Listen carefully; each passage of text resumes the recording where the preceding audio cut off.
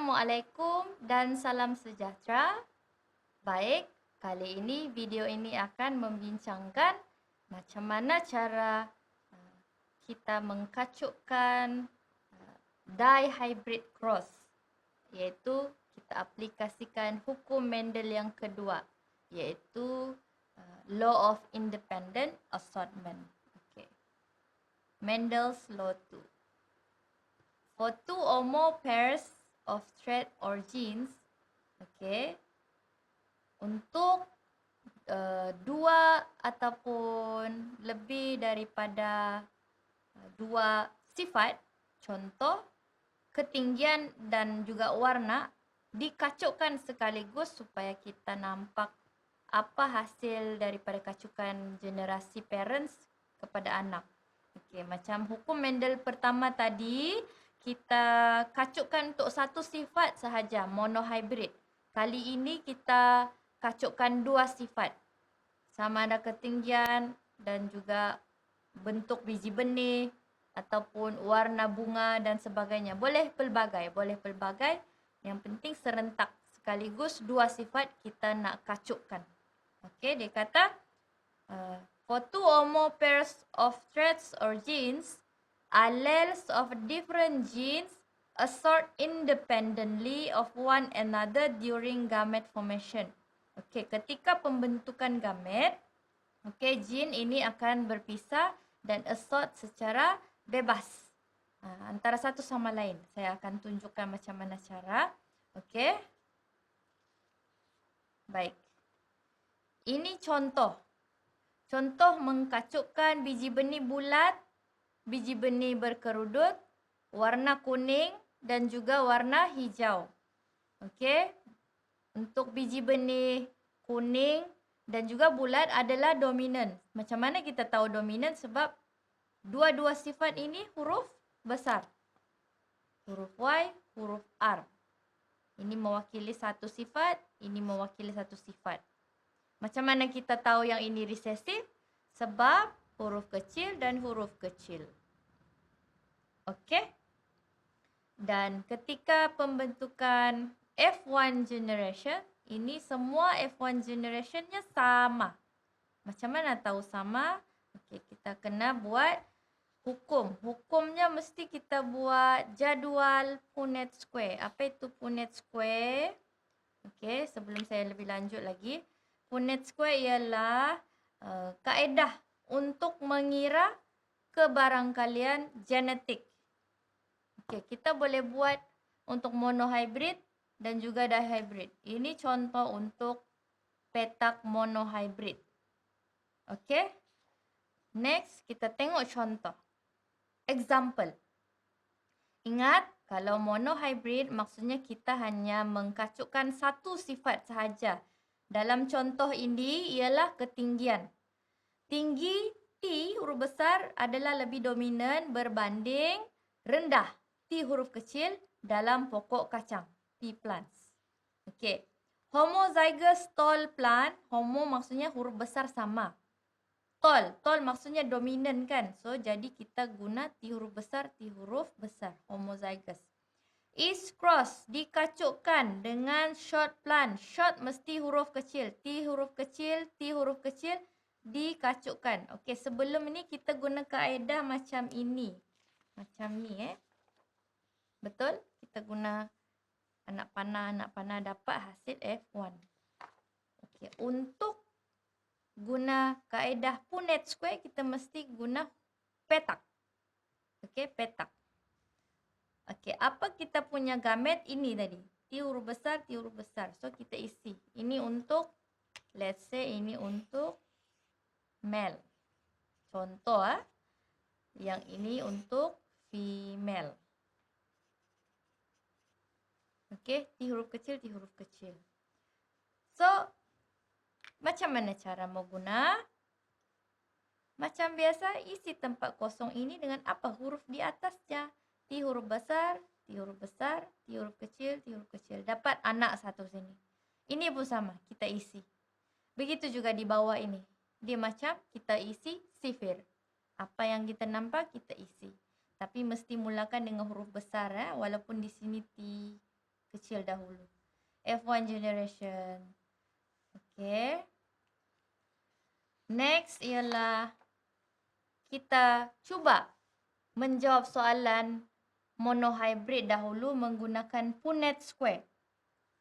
In pea plants, spherical seeds are dominant to dentate seeds. Okay, sama lebih kurang soalan. In a genetic cross of two plants that are homozygous for the seed-shaped trait, determine the genotype ratio, phenotype ratio, and the fraction of the offspring that should have spherical seeds by using Punnett square. Okay, soalan ni faham ke? Biji benih bulat adalah dominan berbanding biji benih yang berkerudut. Okay, kita kacukkan kedua-dua sifat, satu berkerudut, satu bulat, menggunakan Punnett square. Punnett square. Okay, saya dah ada ni. Okay, huruf apa yang kita guna? Huruf D for spherical. Huruf D kecil untuk dentate. Okay, bermaksud kita kacukkan homozygous ini dengan homozygous. Homozygous maksudnya sama. Jadi kita ada di sini di huruf besar, di huruf besar. Di sini kita ada di huruf kecil, di huruf kecil. Jadi apa mau isi di sini? Kita ikut saja apa di atasnya. Sama juga, sama juga, sama juga. So inilah F1 generation. Okey, soalan dia tadi dia minta genotype ratio. Genotype ialah set gene. Set genetik tu yang ini. Okey, berapa di besar di kecil? Ada 4. Ada 4/4 di huruf besar di huruf kecil. Okey.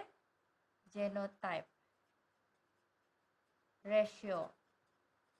Okay, next. Dia tanya lagi. Apakah phenotype ratio? Tadi kita jawab genotype.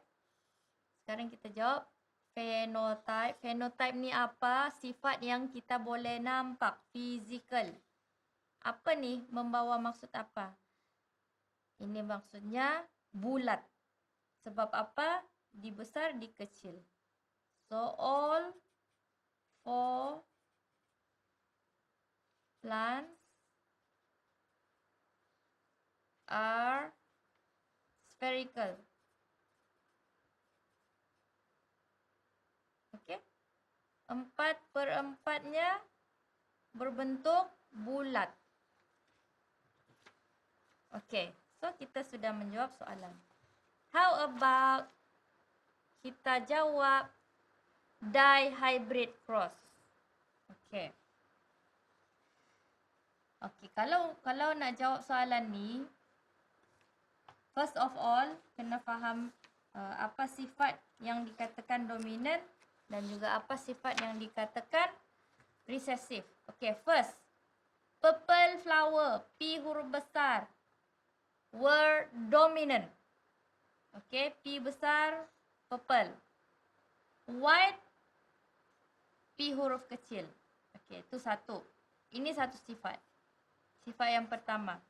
Sifat yang kedua ialah kedudukan, position, axial ataupun terminal. Axial, A huruf besar, terminal, A huruf kecil. Okey, ini sifat yang kedua. Okey, apa soalan minta? Cross plants that are homozygous for both purple flowers and in the axial position. Purple kalau homozygous apa? Mesti P huruf besar, P huruf besar.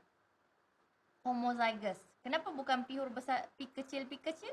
Sebab purple. Okey? Axial ialah dominan kan? Dan mesti dia kata homozygous. Jadi kita guna huruf A besar, A besar. Okey, ini parents yang sebelah. Kemudian dikacukkan dengan homozygous white flower. Homozygous white flower tak lain tak bukan mesti P kecil, P kecil. dan juga terminal position A kecil, A kecil. Okey, kita jawab dulu ini soalan. Okey, kita jawab soalan ni. Macam mana nak buat? Okey, hukum Mendel law yang kedua. Okey, kita ada parents P besar, P besar, A besar, A besar dikacukkan dengan P kecil, P kecil, A kecil, A kecil. Kita mesti untuk nak dapat gamet antara sesama male dengan female, kita independent assortment. Okay, ini PA sama juga PA, ini pun sama PA, PA. Okay, ini pun sama P kecil, A kecil, semua sama, betul tidak? Kenapa boleh sama? Sebab both are homozygous dominant, homozygous recessive. Okey, itu baru gamet. Kemudian kita kena guna Punnett square. Punnett square bentuk macam ni. Okey, tadi kita sudah dapat gamet. Kita takkan dapat guna kaedah anak panah sebab dia sangat banyak huruf. Okey, secara alternatif, okey, kita guna ini untuk, let's say this one is for female, this one is for male. Kat mana nak isi kedua-dua ni dalam jadual? Okey, sini ruangan untuk male, sini ruangan untuk female. Okey, apa ruangan female tadi? PA kan? Semua sama, betul tak? Okay, tengok balik. Semua PA besar kan? Okay, kalau male, semua PA kecil. Okay, ini tiada masalah, senang. Sebab kita buat satu saja, dia mewakili semua. Sebab semua benda yang sama. So, kita akan dapat, okay, huruf yang sama dahulu susun. P besar, P kecil, A besar, A kecil. Betul? Okey, semua pun sama. Sampailah ke hujung. Okey, boleh buat sendiri nanti. So, all F1, dia punya genotype P besar, P kecil, A besar, A kecil. Inilah 100%. Kita ada berapa? 12/12 adalah genetiknya, ialah genotype ratio-nya P besar, P kecil, A besar, A kecil. Okey? Dan semuanya bersifat apa kalau heterozygous? Heterozygous P besar, P kecil, okey, adalah berwarna purple. Kemudian ini warna purple. Ini adalah axial, kedudukan axial. Okey. Kemudian soalan minta last question. Cross the F1 generation. Kacukkan F1 generation dan tunjukkan phenotype dan juga phenotype ratio di dalam F2. Sama juga. Okey, nak kacukkan siapa dengan siapa? Okey. Kalau saya lengkapkan semua ni, semua benda yang sama. Semua benda yang sama. P besar. Okey. Saya tidak lengkapkan. Kamu boleh lengkapkan sendiri. Maksudnya semua F1, semua anaknya, ini kita panggil F1 generation. Generasi pertama, ingat ini males, ini females punya parents kan. Okay, soalan yang seterusnya tadi, dia minta cross. Kacukkan F1 dengan F1 lah maksudnya. Cross F1 generation. Okay. Cross F1 generation. Kita guna lagi kaedah Punnett square. Okay. Okay, nak isi apa di sini? Okay, sekarang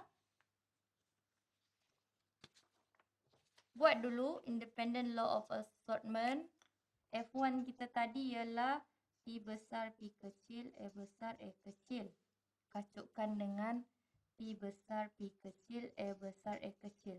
Berbeza yang masa mula kita buat soalan tu. Okay. Apa beza dia? Ini semua homozygous. Okay. Kali ini tak sama huruf. Okay. Gamet. Gamet kita kacukkan balik. Ini P besar, A besar. P besar, A kecil.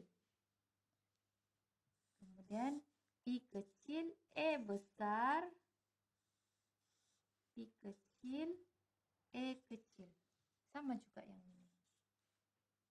A. P besar, A kecil. P kecil, A besar. Dan last kali ini P kecil, A kecil. So, ini yang kita akan isi dalam Punnett square. Okay, ini. Di sini female. Di sini male. Okay.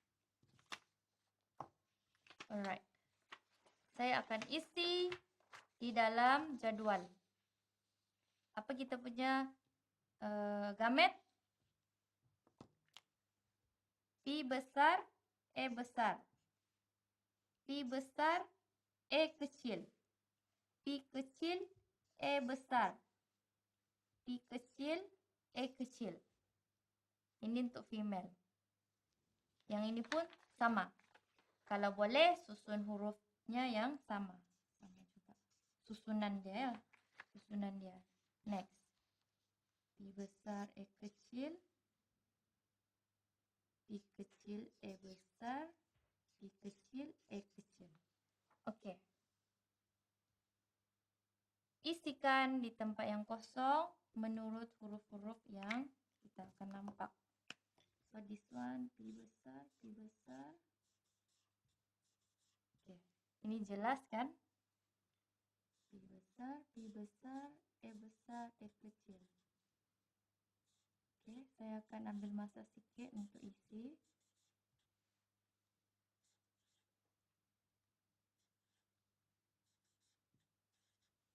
Okey, setiap satu baris. Next, baris yang kedua. P besar, P besar, A besar, A kecil. P besar, P besar, A kecil, A kecil. Ingatlah, setiap satu huruf walaupun beza satu kecil satu besar, dia membawa impak yang sangat besar untuk genetik anak yang akan dihasilkan. Sebab tu ketika buat Punnett square cross ini kena hati-hati buat dan jangan salah letak huruf. P besar, P kecil, A besar, A kecil. Okay. Give me some time untuk habiskan. Okay.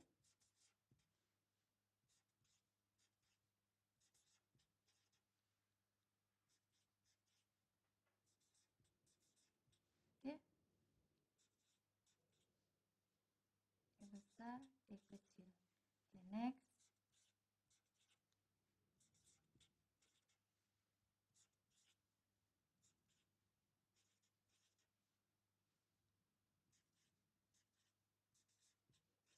Okay.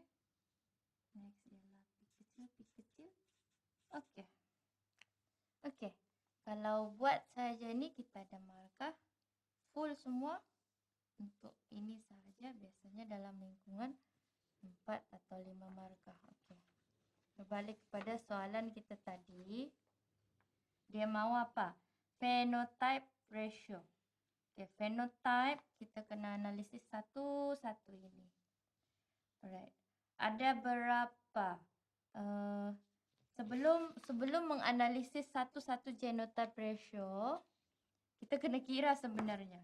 Biasanya ada memakan masa lama sikit untuk ambil soalan ini. Okey, kita tengok dulu.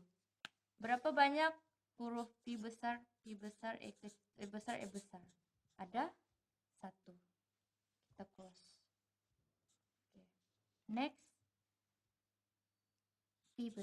B besar, E kecil. Okey. Ada berapa? 1, 2. Kita cross. Ada 2. Next, kita ada B besar, B kecil, E besar, E besar. Ada berapa? 1 and 2. Betul? 1 and 2. So, kita cross. Okay. Next, kita ada P besar, P kecil, E besar, E kecil. Ada? Okay. Kalau kita tengok sini, P besar, P kecil, E besar, E kecil. 1, 2, 3, 4. Biasanya dia cross begini, bingo. Kita panggil 4. Okay, next kita ambil ni, jangan lupa.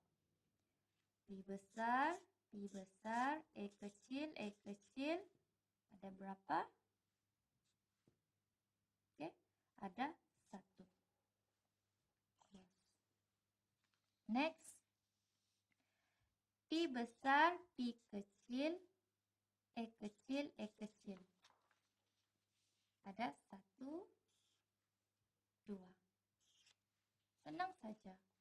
Asalkan kamu buat sistematik. Kemudian kita ada P kecil, E besar, ada 1 saja. Okay, next. Dan habis. P kecil, E besar, ada 2. Last sekali, tak lain tak bukan P kecil, E kecil, ada 1. Kalau ditanya apakah rasio setiap genotype, nisbah setiap genotype, kena salin ni satu macam ni. Okey? Tapi soalan minta phenotype. Phenotype ialah ciri yang kita boleh lihat dalam generasi itu. Bukan dia punya set genetik. Ini semua adalah set genetik. Tapi tak boleh nampak. Okey, jadi kita kena analisis lagi satu-satu ini. Okey. Ini confirm purple. Warna kan? Warna. Purple. Ini pun purple. This one purple. Sebab apa? Heterozygous. This one, P kecil, white color. Okay, next. Kita analisis dia punya position. Ini apa? Huruf besar. Axial kah? Ataupun terminal? Axial lah. Next, this one, axial. This one, huruf besar, axial. This one also the same. This one, A kecil, meaning dia kedudukannya terminal. Okey, saya buat ringkasan saja huruf supaya nanti analisis senang. Okey, this one, terminal. So, huruf kecil. Kalau ada huruf besar, confirm axial. Okey. This one, axial. This one, tak lain tak bukan terminal. Sebab asal huruf kecil, dia terminal. Tapi kalau ada campuran huruf besar, huruf kecil, axial. Okey, sekarang kita kira last sekali. Kita kira dia punya bunga. Bunga yang purple. Dan juga bawa kedudukan axial. Ada berapa jumlah dia tadi? 1, 2, 3, 4, 5. 5 campur 4, 9. Ada lagi tak PA? Tiada. This one 9. Okey. Kemudian kita ada purple. Dan juga terminal. Berapa? Purple terminal. 1, 2, 3, 3 sahaja. Okay. Next, kita ada white. White and also axial. Ada berapa? White axial 1, 2, 3. 3. Okay, last kali